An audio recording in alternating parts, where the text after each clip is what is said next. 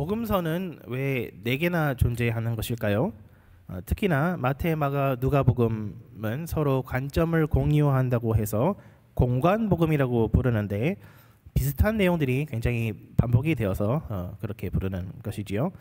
그런데 단지 반복되는 것이 아니라 어떤 복음서는 어떤 이야기를 길게 얘기하고 어떤 얘기는 짧게 그렇게 각색을 해 놓아 있습니다. 그리고 이야기들이 어떻게 배치되어 있는지도 복음서마다 굉장히 다릅니다. 우리는 성경이 하나님의 감동으로 쓰여진 것을 믿습니다. 신학에서는 이것을 유기적 영감설이라고 부릅니다.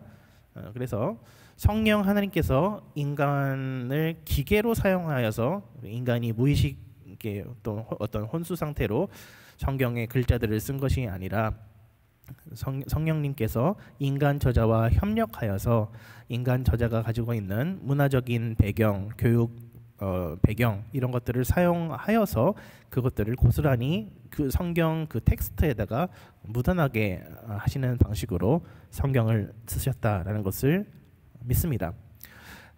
근데 이 점을 우리가 살펴볼 때 그렇다면 우리가 성경을 어떻게 읽어야 할 것인가 두 가지를 살펴볼 수가 있겠는데 첫 번째는 문예적인 해석을 해야 한다. 즉 성경이라는 텍스트를 하나의 텍스트로서 존중할 줄 알아야 된다라는 것이지요. 성경에는 다양한 장르의 글들이 있습니다. 역사적인 사실을 기록하는 그런 글들도 있고 시 문학도 있으며 어떤 예언적인 종말론적인 상황들을 표현하는 그러한 문헌들도 있습니다. 성경의 인간 저자가 글 텍스트를 매개로 하여서 독자들에게 어떤 의미를 전달하려고 했다면은 우리는 텍스트 그 자체가 가지고 있는 어떤 해석의 규칙들을 존중하면서 성경을 읽어 내려가야 하겠지요. 근데 둘째로 성경은 단지 인간 저자가 쓴기만 한 것이 아니라 하나님께서 함께 쓰신 것이기 때문에 성경의 원 저자가 하나님이시기 때문에 성령을 통해서 영감된 글이기 때문에 우리는 단지 글을 읽는 것만으로서는 성경의 의미를 온전히 해석할 수 없고 성령 하나님을 의지하여서 하나님 이 성경 말씀의 의미를 깨닫게 해주세요 기도하면서 읽어야지만 성경 본문을 온전히 이해할 수 있다라고 하는 것이지요. 자, 이런 얘기를 왜 하느냐라고 한다면은 그렇다면은 마태복음에서 나오는 이러한 기적 사건들 그리고 여러 가지 이야기들을 우리가 어떻게 읽어 내려가야 하느냐라고 했을 때에 그 마태복음만의 어떤 독특한 특징들이 나타난다라고 하는 것입니다. 첫 번째는 우선 마태복음 8장과 9장의 문예적인 구조에 대해서 살펴보자면요. 마태복음 8, 9장은 굉장히 신기한 구조로 되어 있습니다. 그래서 333이라고 하죠. 세 개의 기적들이 묶여 있어서 총 세 번이 나오고 그 사이에 중간중간 예수님께서 제자도가 무엇인지에 대해서 설명을 하는 그런 장면들이 나옵니다. 지난 시간 우리가 살펴본 것은 8장 1절부터 22절까지였죠. 문둥병자 고치시고 백부장의 하인을 고치시고 베드로의 장모님을 고치신 것이 이 세 가지 기적이고 그 다음에 18절부터 22절까지는 여우도 굴이 있는데 인자는 머리 둘 것이 없다. 그리고 죽은 자들로 죽은 자들의 장례를 치르게 하라라는 그런 이야기가 나옴으로써 제자도가 무엇인지 설명하였습니다. 오늘 시간 관계상 다 읽지는 않았지만 사실상 오늘 본문의 어떤 그 시작점은 8장 23절부터라고 할 수 있겠죠. 그래서 그 내용을 한번 살펴보시면은 갈릴리 호수에서 폭풍을 잠재우시는 장면이 우선 처음으로 나오고요. 8장 28절부터는 가다라 지방의 광인에게서 예수님께서 귀신을 쫓아내는 장면이 등장합니다. 그리고 9장 1절부터 8절까지 중풍병자를 치유하시는 장면이 나온 이후에 이제 9절부터 17절까지는 두 개의 이야기, 마태를 부르시는 이야기 그리고 금식 논쟁에 대한 두 가지 이야기가 나옴으로써 제자도가 무엇인지 설명하고 있습니다. 구조적으로는 그렇고 그 내용적으로 한번 살펴봤을 때 마태복음의 내용적인 특징은 굉장히 전개가 빠르고 간략 명료하다라는 것입니다. 다른 복음서에 비해서 어떤 사건들을 생생하게 전달하고자 하는 그런 표현들이 많이 생략되어 있다. 예를 들면은 그 갈릴리 호수를 건널 때에 배에 물이 가득 차게 되었다라는 그런 표현이 생략되어 있고요. 또 무덤가의 광인이 치유받은 그 이야기를 살펴볼 때에 그 마태복음 이야기는 그 동네 사람들이 예수님께 제발 좀 떠나달라고 하는 그 장면에서 마태복음이 끝이 납니다. 다른 복음서들에서는 대신에 그 치유받은 광인이 예수님 앞에 무릎 꿇고 앉아서 또 예수님에게 수종을 들었더라, 뭐 그런 내용들이 나오잖아요. 그래서 그 치유받은 사람에 대한 이야기가 생략되어 있습니다. 그리고 9장의 중풍병자를 고치는 사건도 마찬가지로 굉장히 뭐가 생략되어 있는데, 뭐가 생략되어 있는지 한번 곰곰이 생각해 보시면은 다른 복음서에서는 그 중풍병자의 4명의 친구가 예수님께 이 친구를 좀 예수님께 데려가서 치료를 하고 싶은데 도무지 사람이 너무 많아서 접근할 수 없으니까 지붕을 뜯어서 그 침상을 내려 보냈더니 예수님이 치유해 주시더라, 그런 얘기가 있잖아요. 그런데 마태복음에는 이 지붕을 뜯은 이야기, 어떠한 방식으로 이 사람이 예수님 앞에 나오게 됐는지 그런 얘기가 완전히 생략되어 있습니다. 그만큼 이야기가 빨리빨리 전개가 되는 것이죠. 이렇게 함으로써 마태복음의 저자 마태가 강조하려고 했던 것은 예수님의 권세 혹은 예수님의 권능이라고 할 수 있을 것입니다. 예수님이 누구이시길래 바람과 파도도 순종하는가? 예수님이 누구이시길래 수많은 돼지떼를 죽게 할 만큼 강한 귀신들도 그에게 순종하는가? 예수님이 누구이시길래 질병을 낫게 하실 뿐만 아니라 죄도 사하실 수 있으신가? 그러니까 마태복음의 포커스는 기적을 경험한 개개인들이 아니라, 혹은 일어났던 이야기들을 얼만큼 생생하게 전달하는지가 아니라 예수님이 누구이시며 예수님께서 어떠한 권세를 가지셨는지에 포커스를 두고 있죠. 여기서 권세라고 하는 것은 무엇을 할 수 있고 없고를 말하는 것이죠. 더 나아가서 예수님께서 그 권세를 무엇을 위하여 사용하시는지가 또 포커스라고 할 수 있을 것입니다. 그렇다면은 오늘 마태복음 본문에서 예수님은 무엇을 하실 수 있으시며 무엇을 하시고 싶어 합니까? 우선 예수님은 자연 만물을 다스리는 분으로 소개되고 있습니다. 바람과 파도도 예수님의 말씀 한마디면은 잠잠해집니다. 나아가서 예수님은 영적인 존재들을 주관하십니다. 보이는 것보다 보이지 않는 것들을 다스리는 것이 훨씬 어렵다고 할 수 있겠지요. 그러나 아무리 악한 귀신이라고 하더라도 예수님의 말 한마디면은 다 물러나갑니다. 그런데 갈수록 기적의 난이도가 올라갑니다. 그냥 병을 치료하는 것과 죄를 사하여 주는 것 중에서 무엇이 어렵겠느냐라고 물어보실 때에 예수님께서도 죄를 사하여 주시는 것이 훨씬 더 어렵다라고 말씀을 하고 계시지요.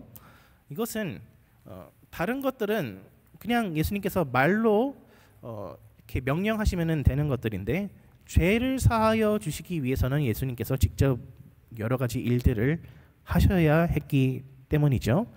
왜냐하면은 하나님은 공의의 하나님이시기 때문에 죄 있는 사람을 죄 없다라고 그냥 할 수가 없기 때문에 성부 하나님께서 성자 하나님을 이 땅에 성육신을 하게 하셔서 이 땅에 사람의 몸을 입고 오게 하시며, 그리하여서 성육하신 예수 그리스도께서 십자가에 못 박혀 죽으시게 해야지만, 그 조건을 충족시켜야지만 죄를 사하여 주실 수 있기 때문입니다. 여러분이 온 천하 만물을 좌지우지할 수 있는 권능을 가지고 있다면은 과연 무엇을 하시겠습니까? 무슨 재산을 축적하시겠습니까? 무슨 명예를 가지고 싶으십니까? 아니면은 무슨 철천지 원수를 갚으시겠습니까? 철학자 소크라테스는 독재자가 누구냐라고 물었을 때 독재자는 꿈에서나 일어날 법한 일들을 현실 생활에서 자행하고 다니는 사람을 독재자라고 얘기하죠. 팔은 안으로 긁는다라고 해서 무한한 권력이 주어졌을 때 자기의 유익을 위해서 사용하지 않을 수 있는 사람은 아마 거의 없을 것 같습니다. 그런데 예수님께서는 하나님의 아들로서 이 세상을 마음대로 주무를 수 있는 권한이 있었음에도 불구하고 그래서 자기를 거역하는 악한 영들을 무저강에 던져서 처벌할 수 있는 권능을 가졌음에도 불구하고 그 권세를 이용하여서 성육신의 기적, 십자가 죽음과 부활의 기적을 이루어 내셨습니다. 그리고 그 십자가 부활 생명을 우리에게 나누어 주십니다. 우주가 얼마나 크고 광활한지 모릅니다. 현재까지 측정할 수 있는 우주의 크기는 약 930억 광년이라고 합니다. 인간의 평생 동안 100년을 사는 것도 굉장히 기나긴 시간인데 930억 년 동안 빛의 속도로 아무리 우주를 돌아다닌다고 하더라도 다 돌아다니지 못할 가능성이 있다라고 하는 것이지요. 그렇게 광활한 우주에 비하면은 지구는 먼지만큼도 되지 않는 존재이며 우리 한 사람 한 사람 역시 이 지구라는 땅덩어리가 얼마나 큰 것입니까? 구글 맵에 우리 한 사람이 있다라고 한번 상상해 볼 때 뭐 보이지도 않을 거예요. 우리가 이처럼 거기에 존재하는지 아니하는지도 알지 못할 만큼 미미한 존재들인데 예수님께서는 온 우주를 통치하시는 예수님께서는 바로 이런 우리를 위하여서 자신의 생명을 내어주시는 것을 위하여 자신의 모든 권능을 쏟아 부으셨습니다. 더 나아가서 예수님께서 당신의 권능으로서 이루고자 하신 일들 두 번째는 바로 우리를 제자로 삼으신다라고 하는 것입니다. 좀 전에도 말씀드렸지만 오늘 본문은 굉장히 전개가 빠릅니다. 요점 전달에 집중하며 디테일을 많이 생략합니다. 지붕 이야기 하지 않고 바로 죄 사함의 권세가 있음을 알리셨습니다. 그러고 나서 바로 그 세리 마태를 부르시는 이야기로 넘어가는데 여기서도 마찬가지로 마태의 어떤 내적인 갈등, 어떤 그의 역사적 그 인생 스토리, 어떻게 해서 그가 세리가 될 수밖에 없었는가, 어렸을 때 어떤 상처가 있고 그런 얘기에 대해서 전혀 집중하지 않고 그냥 세리 마태가 일 보고 있었는데 예수님이 오셔서 일어나 나를 따르라 라고 말씀하시니까 그가 곧 일어나서 따르니라 라고 그렇게 담담하게 표현하고 있습니다. 예수님께서는 마태에게 네가 네 죄를 알렸다. 네가 만약에 너의 죄인됨을 나에게 진심을 다해서 실토하면은, 그래서 진심을 다해서 회개하면 내가 제자로 한번 받아줄지 한번 생각해 보겠다 라고 말씀하시지 않으셨습니다. 그냥 앉아서 세리 일을 하고 있던 마태에게 냈다 오셔가지고 일어나 나를 따르라 라고 말씀하셨고 마태는 또 거기에서 일어나 즉시 예수님을 따랐다 라고 되어 있습니다. 무슨 예수님께서는 일렁이는 파도에게 명령하듯이 혹은 광기를 일으키는 귀신들에게 명령하시듯이 마태에게도 일어나 나를 따르라 라고 말씀하셨는데 말씀하시니 그대로 이루어졌다라고 하는 것입니다. 신학적으로 우리는 이것을 유효 소명이라고 합니다.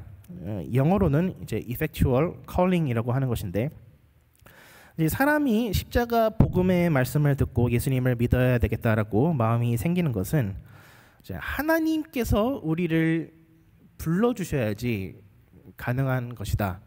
하나님께서 너 일어나서 나를 믿어라 라고 끌어주셔야지만 우리가 예수님을 믿을 수 있다라고 하는 것이죠. 그래서 이제 칼빈주의 5대 교리 할 때 튤립에서 I에 해당되는 부분이 그 irresistible grace, 불가항력적인 은혜, 하나님께서 은혜 주시기로 작정하시면은 하나님께서 부르실 때 그것에 저항할 수 있는 사람은 단 한 사람도 없다라고 하는 것입니다. 믿음이라고 하는 것이 사람마다 참 다른 것 같고, 믿음이라고 하는 것이 마치 내 능력이다, 내 마음의 힘이다라고 생각할 때가 많이 있지만, 사실 이 믿음이라고 하는 것조차도 사실은 하나님께서 주셔야 하는 것이며, 누구든지 하나님 앞에서 우리의 믿음을 자랑할 수가 없는 것입니다. 제자의 삶을 살게 되는 것 역시 예수님께서 부르셨을 그 당시에 주님을 따르겠습니다라고 해서 일어나는 것 말고도 그 이후로 그 남은 평생 동안 주님의 제자로 살아가는 것 역시 우리의 어떤 마음의 반응, 우리의 어떤 마음의 에너지에 달려 있는 것이 아니라 예수님의 부르심에 우리의 제자된 삶이 달려 있다라고 하는 것을 또한 우리는 살펴볼 수 있습니다. 예수님께서는 마태를 부르신 후, 제자로 부르신 후 마태의 집에 놀러 가십니다. 그리고 거기서 식사하십니다. 친교를 나누시고 교제를 나누십니다. 근데 거기에 수많은 세리들과 죄인들이 함께 있었다라고 기록되어 있죠. 그것은 전도하는 삶, 예수님의 사명을 따라 살아가는 그러한 삶을 벌써부터 세리 마태가 살고 있음을 보여주는 것이죠. 제자 되고 제자 삼으라라고 하는 예수님의 이 명령을 그는 시작부터 살아낼 수 있으며, 그는 시작부터 열매 없는 삶이 아니라 열매 충만한 그러한 삶을 살아내게 된 것입니다. 왜요? 예수님께서 그를 부르셨기 때문에. 제자가 된다는 것은 무엇을 의미합니까? 흔히들 우리는 제자가 된다라고 하는 것을 모든 것을 버리고 주님을 따라가는 것이라고 생각합니다. 그리고 그 말이 맞습니다. 그런데 모든 것을 버린다라고 하는 것이 제자도의 핵심이라고 보기에는 어려울 것 같습니다. 카일 아일들만 목사님이라고 하는 분께서 팬인가 제자인가라고 하는 책을 썼다라는 것을 몇 주 전에 얘기한 적이 있죠. 굉장히 좋은 책입니다. 꼭 읽어보시기 바랍니다. 제자된 삶이 무엇인가? 영어로는 not a fan이죠. 꼭 한번 읽어보시기 바랍니다. fan이라고 하는 것은 자기가 어떤 연예인이라든지 운동선수를 좋아하면은 그 사람을 콘서트 따라다니고 뭐 앨범 사고 이런 일들을 할 수는 있지만, 언제든지 수가 틀리면은 자기가 좋아하던 연예인들을 버릴 수 있는 존재가 팬이라고 하는 것이죠. 반면에 제자라고 하는 사람들은 모든 것을 버리고 어떠한 상황에서도 꿋꿋하게 예수님을 따라가는 사람을 제자라고 할 수 있을 것입니다. 그런데 정말 우리가 제자의 삶을 살고 있는가 되돌아봐야 한다. 정말 우리는 예수님이 어디로 가시든지 모든 것을 버리고 주님을 따라갈 자신이 있는지 한번 돌아보라 라고 그 책에서 한번 굉장히 강력하게 도전을 하는데요. 신기한 것은 그 책의 개정판이 나왔을 때 맨 마지막 챕터에는 누가 과연 제자인가 라는 질문에 대해서 약간 다른 대답을 내놓고 있다는 것입니다. 카일 아일드만 목사님께서 그 팬인가 제자인가 개정판의 마지막 챕터에서는 이렇게 말씀합니다. 결국에 예수님의 제자는 은혜로 되어지는 수밖에 없다라고 말입니다. 바울의 복음서, 바울의 그 서신 복음서가 아니라 서신들을 읽으면은 굉장히 은혜 받습니다. 마음이 따뜻해지는 것 같습니다. 하나님은 우리의 아버지이시며 우리는 그분의 자녀라는 이야기를 듣습니다. 현재일이나 장래일이나 그 어떤 것도 우리를 주님의 사랑으로부터 끊을 수 없다라는 것을 강조합니다. 우리는 예수님 안에서 새 생명을 얻었고 자유를 얻었다라는 것을 우리는 배웁니다. 그런데 마태복음을 읽을 때 혹은 사복음서를 읽을 때 모든 것을 버리고 주님의 제자가 되어야 한다라는 이야기를 우리가 접할 때에 마음이 무거워지는 것을 경험합니다. 과연 내가 모든 것을 버리고 예수님을 따를 수 있을 것인가? 그러나 하나님의 자녀 그리고 제자라고 하는 것은 다른 것을 의미하는 것이 아니라 같은 것을 의미하고 있는 것 같습니다. 오늘 본문을 잘 보시면은 제자가 과연 어떠한 사람인지, 어떠한 방식으로 하나님께서 은혜로 우리를 제자로 삼아 주시는지 그 과정이 잘 나와 있기 때문입니다. 예수님께서 세리들과 식사하시는 때에 그 바리새인들이 예수님을 비판하죠. 어떻게 저렇게 죄인들과 함께 식사를 나눌 수 있는가? 식사를 나눈다라고 하는 것은 함께 어떤 공간, 좁은 공간에서 누워서 팔짱을 턱을 괴면서 서로 떡을 떼어주며 자기의 손이 닿았던 떡을 다른 사람한테 주게 되는 것이죠. 그래서 만약에 그 가운데 부정한 사람이 한 명이라도 있다면은 다 종교적으로 부정한 것에 그 오염이 되는 위험이 있는 것이 바로 그 식사 자리입니다. 바리새인들은 죄인들에게 어떤 설교를 하는 것까지는 이해는 할 수 있지만 식사하는 것까지는 도무지 용납할 수 없었던 것 같습니다.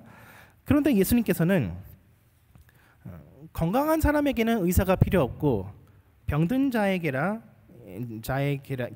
필요가 있다라고 말씀하십니다. 더 나아가서 예수님은 의인을 부르러 온 것이 아니라 죄인을 부르러 왔다라고 말씀하십니다.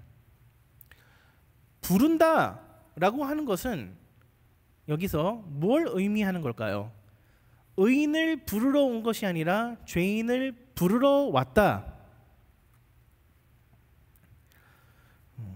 제가 저희 아내를 그 여보라고 부를 때 목적이 항상 있습니다. 그냥 대화하고 싶다든지 무슨 상의할 게 있다든지 뭘 좀 해달라고 부탁하는 경우에 이렇게 부르죠. 예수님께서도 마찬가지로 우리를 부르시는 이유는 첫 번째, 우리에게 생명을 주시고 우리와 교제하기 위해서 우리를 불러주십니다. 예수님께서 마태를 부르셨을 때에 그의 집에 들어가셔서 그와 함께 식사 교제를 나누시며 그와 친구가 되어 주셨습니다. 친구가 되기 위해서 부르시고, 두 번째로는 우리에게 사명 주시고 일을 감당하게 하기 위해서 부르십니다. 그래서 마태가 다른 사람들을 초청하고 제자 삼는 그런 사명 감당하는 삶을 살게 되었죠. 이 두 가지가 이루어진 상태를 온전한 상태, 건강한 상태라고 할 수 있을 것입니다. 예수님께서는 죄인이었던 마태를 제자로 부르셨을 때 마태에게는 하나님과의 관계 회복, 세상과의 관계 회복, 사람들과의 관계 회복이 일어났던 것입니다. 여기서 순서가 중요하다라고 할 수 있을 것입니다. 부르심이 먼저 있고 회복이 그 다음에 따라 나옵니다. 그러니까 제자도에 있어서 가장 중요한 것은 우리 스스로의 어떤 숭고한 헌신이 아니라 예수님의 부르심이며, 예수님이 우리를 제자로 부르신다면은 우리 안에 하나님과의 교제가 회복되고 우리의 죄가 사해질 뿐만 아니라 다른 사람들의 죄도 사하여 주는 능력도 받는다라고 오늘 본문은 말씀하고 있는데요. 9장 8절에 보시면은 무리가 보고 두려워하며 이러한 권능을 사람에게 주신 하나님께 영광을 돌리니라라고 되어 있는데, 제 영어 번역에서는 죄 사함의 권세를 사람들에게 주셨다라고 기록하고 있습니다. man이 단수가 아니라 man, 여러 사람들한테 주셨다라고 되어 있죠. 헬라어 원문에 복수로 표현되어 있기 때문입니다. 물론 죄사함의 권세는 십자가를 지신 예수님께로부터만 근원적으로 나오는 것이지만, 예수님을 머리 삼고 예수님을 구주로 모시는, 예수님을 믿는 모든 사람들에게는, 그리하여서 예수님과 한 몸을 이루는 모든 사람들에게는 예수님이 가지신 죄사함의 권세를 우리도 받아 누리게 된다. 그리하여서 사람들을 전도하는 그러한 삶을 살아낼 수 있다라고 하는 것입니다. 이 모든 것들은 천하 만물을 활용하시는 예수님의 그 명령, 예수님의 말씀, 예수님의 부르심으로부터 비롯된 것입니다.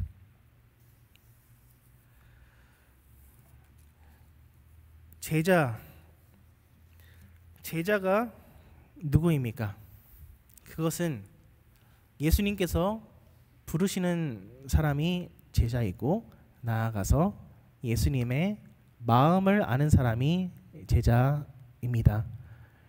오늘 살펴본 마태복음 9장 8장 후반부와 9장 내용의 전체를 볼 때에 정리하자면은, 예수님은 온 천하를 호령하시는 능력을 가지신 분으로서 그 능력을 가지고서 우리의 죄를 사하여 주시며 우리를 제자로 불러주시며, 단지 불러주실 뿐만 아니라 온전히 제자로 살아갈 수 있는 능력 또한 부어주신다라고 되어 있는데요.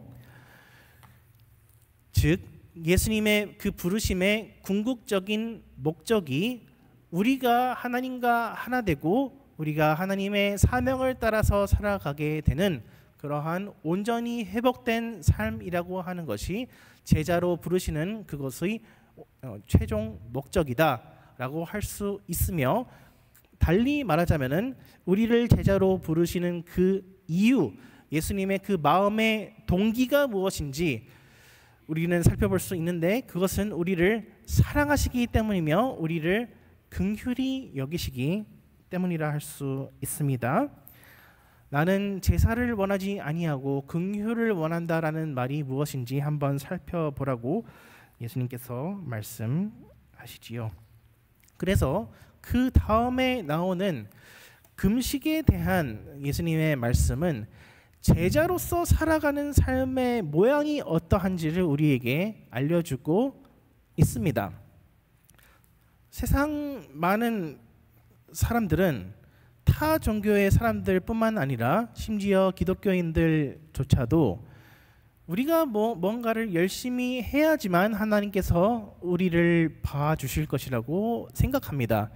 금식을 열심히 하고 자기의 몸을 괴롭혀야지만 하나님께서 우리를 기뻐하신다고 생각하며, 밤에 자다가도 그 알람을 맞추고 자기 몸을 치며 일어나서 기도 시간을 지켜야지만 하나님께서 우리를 기뻐하신다고 생각하기도 합니다.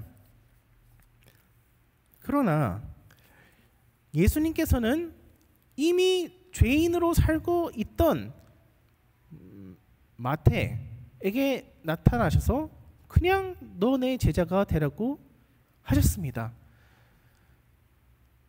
제자됨의 가장 근원에는 하나님의 마음, 하나님의 결단, 그리고 하나님의 말씀이 있고, 그 말씀으로 인하여서 우리가 제자의 삶을 살 수 있게 된다. 이 순서가 굉장히 중요하다라는 것을 여러분 절대로 잊으시기 말기 바랍니다. 여러분 어떠신가요? 신앙생활을 하는데 다 마음같이 되십니까? 항상 의욕이 넘치시며 항상 은혜가 충만하십니까? 그랬으면 좋겠습니다. 그리고 저도 그랬으면 좋겠습니다. 그러나 저도 사람인지라 어떤 때는 의욕이 충만하다가도 어떤 때는 그렇지 못한 경우도 굉장히 많이 있습니다. 그러면서 저 스스로도 내가 과연 한 명의 목사로서 혹은 한 명의 기독교인으로서 온전히 살아나갈 수 있을 것인가? 라는 의문이 들 때도 많이 있습니다. 이제 그렇게 되면 마음이 힘들어지게 되는 것이죠. 내가 이것도 못했고 저것도 못했고 하나님께서 나를 기쁘게 생각하지 않으시면 어떻게 할까라는 마음의 걱정이 들게 되며 내가 하지 못한 일들, 해야 하는 일들 그런 것들이 저의 마음에 어떤 중압감으로 다가오게 됩니다. 그러나 순서가 바뀐 것이죠.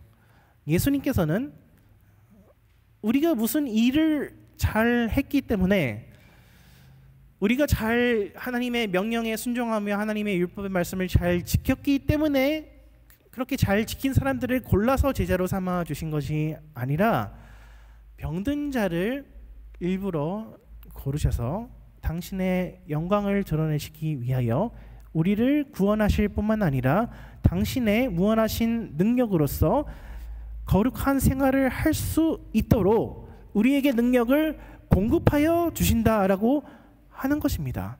그러므로 우리가 어떠한 거룩한 삶을 산다고 하여서 그것이 우리에게 어떤 자랑이 되는 것이 아니라 오직 하나님께만 영광을 돌리게 되는 것이지요. 우리의 견고한 반석이라고 하는 것은 바로 이 예수님의 부르심, 그리고 예수님의 긍휼하신 마음, 그리고 우리를 사랑하시는 그 예수님의 그 마음에 있는 것이지 우리 자신의 행위에 있지는 아니하다.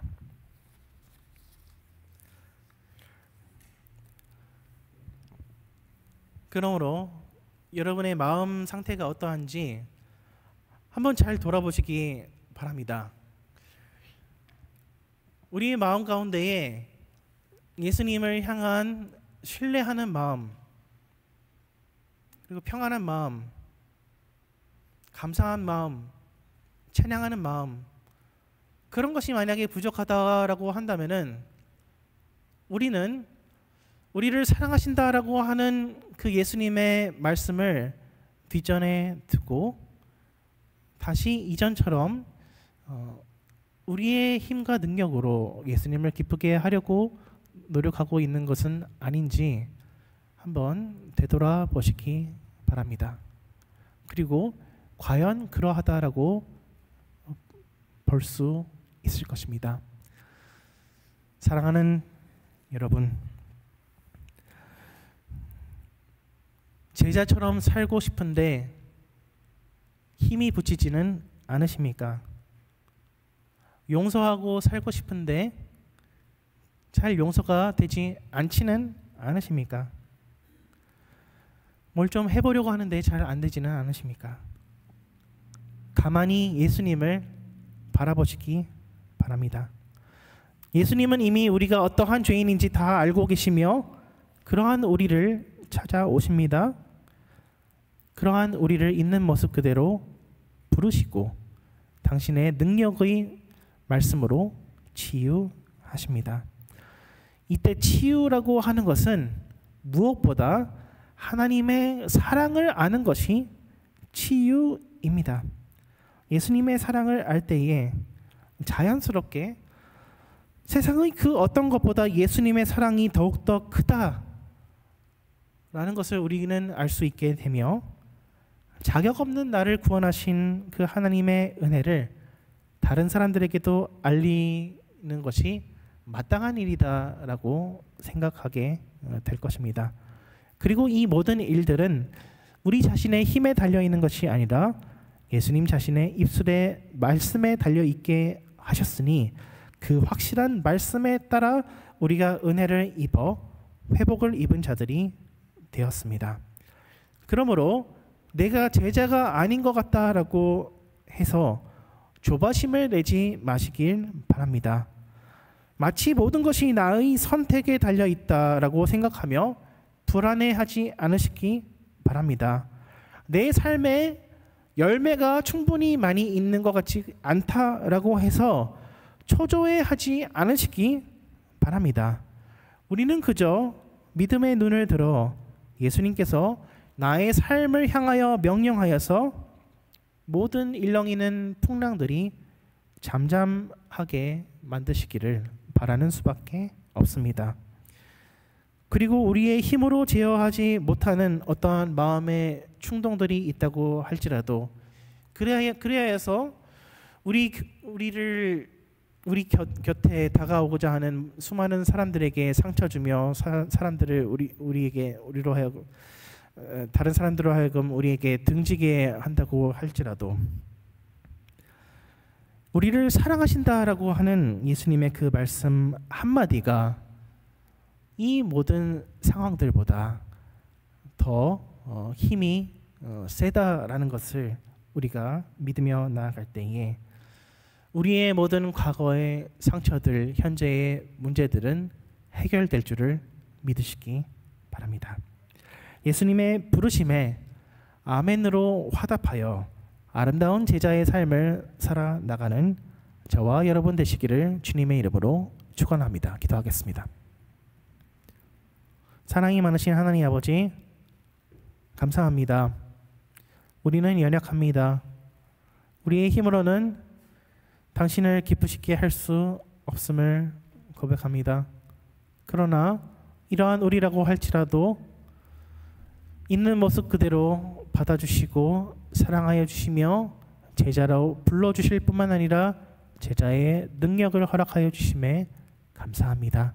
하나님 아버지, 주님의 마음을 더욱더 신뢰하며 하나님의 사랑을 의지하며 나아갈 때에 우리의 모든 마음의 불안, 염려, 모든 문제들이 해결되는 그런 아름다운 신앙을 가진 자들로 삼아 주시옵소서.